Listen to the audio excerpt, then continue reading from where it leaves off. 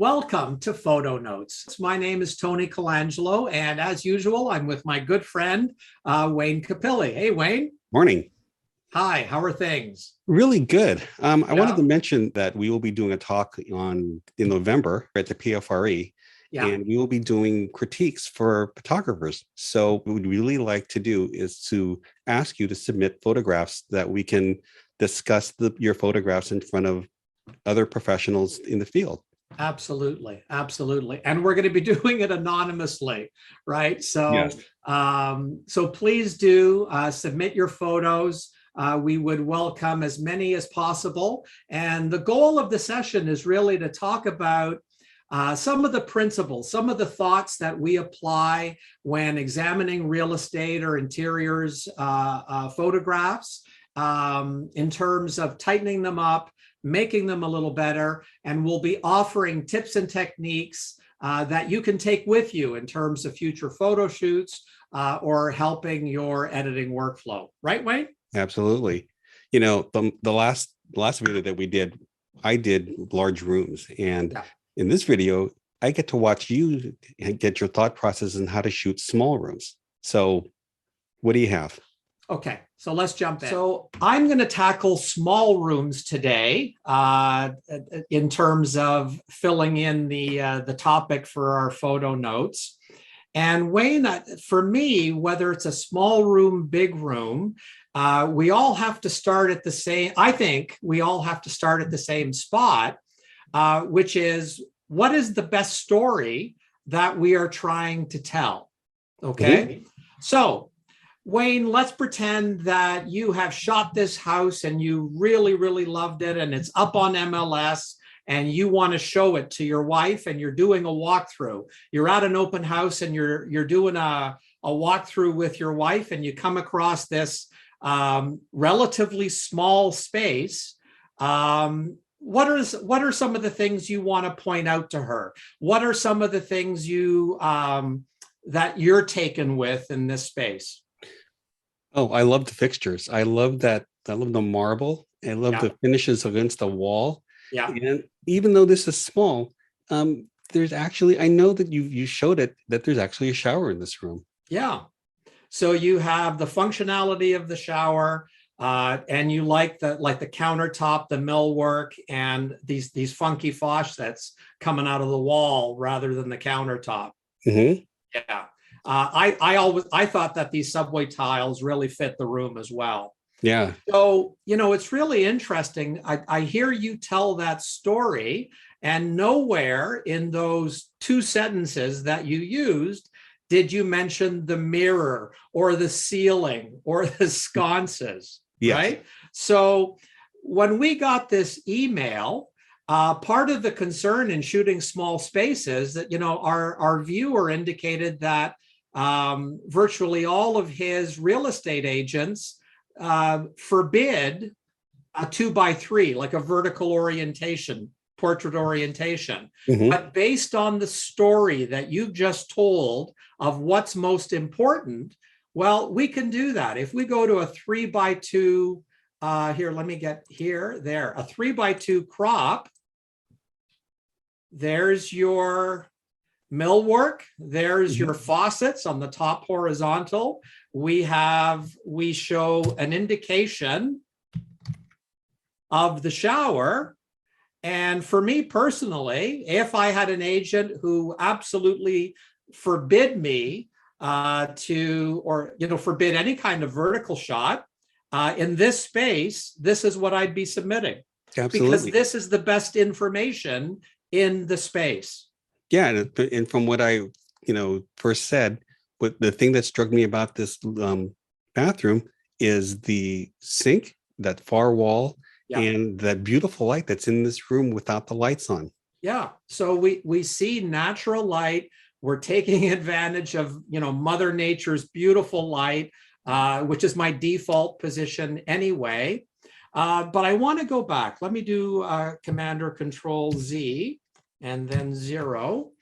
I want to go back to the original shot because there's a point that I don't want to lose here, and that is camera placement.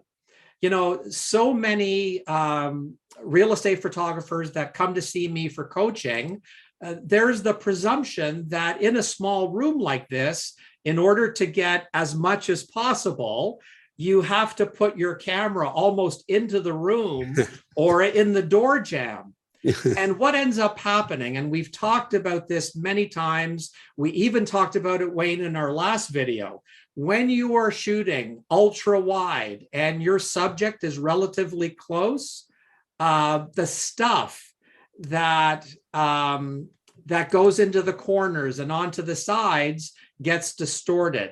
Mm-hmm. So here, Wayne, look at how natural and relatively flat the plane of that marble countertop is. Mm-hmm. Well, I went back to my EXIF data, and geez, this was shot at 30 millimeters.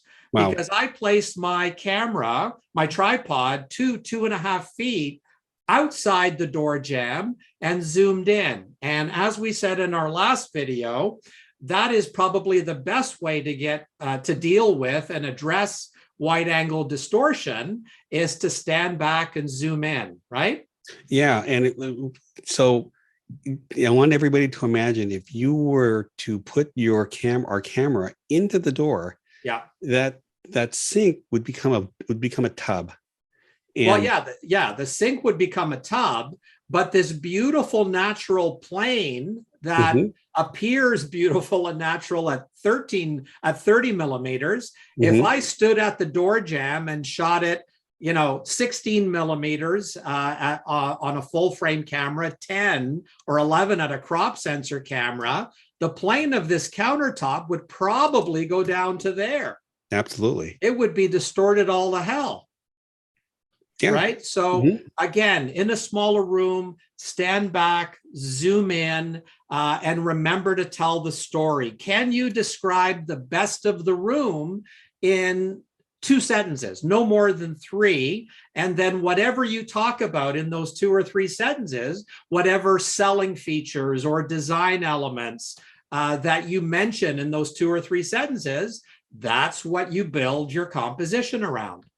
Yeah, and also, if you would have put your camera, a very wide angle lens, in the door jamb and did a horizontal and really showed the shower, yeah. What happens is the shower is not that big. Now it looks like you have this huge shower off to the side. Yeah, and you have this big aircraft carrier size counter coming to you. Yeah. So yeah, that's not. It's just. It doesn't do this bathroom justice. Exactly. So if your real estate agent doesn't want you shooting vertical, that's okay. Ask yourself to come up with the selling features, the best elements of the space in 2 or 3 sentences, and let what you talk about in those 2 or 3 sentences inform your composition. Okay. Yeah. The other thing I wanted to talk about as sort of like a workaround, and I've mentioned this before, for agents that don't want you to shoot vertically, is really to come up with a diptych. All right. So on this photo here, Wayne, let me go here. Wait, before you do this, yeah, is that really a word? What? Diptych. Yes, it is. Absolutely. Diptych and triptych for 3 photos in one is absolutely a word. Yes. Okay. So here, I've gone back into my early files from my real estate shooting days. And I was, as you can tell here by the muddiness, the HDR in all its glory. So here was a very, very small space. And I was fortunate that my real estate agent client really didn't mind spending money on marketing. In fact, especially for the smaller spaces to really prop them up, she would bring in a home stager. Mm-hmm. So I thought, okay, so here we have a 3x2 horizontal establishing shot. Can we show a tighter focus on certain elements, like this small little dining room? And I thought, let's do a diptych here. So I took this shot And then I took almost like a lifestyle shot. I zoomed in on one of the place settings and got really artsy fartsy here, shooting a very big aperture to get a very narrow depth of field. And I combined the two in a diptych. And what we see here is we get this agent now, a shot that satisfies the MLS 3x2 horizontal requirement.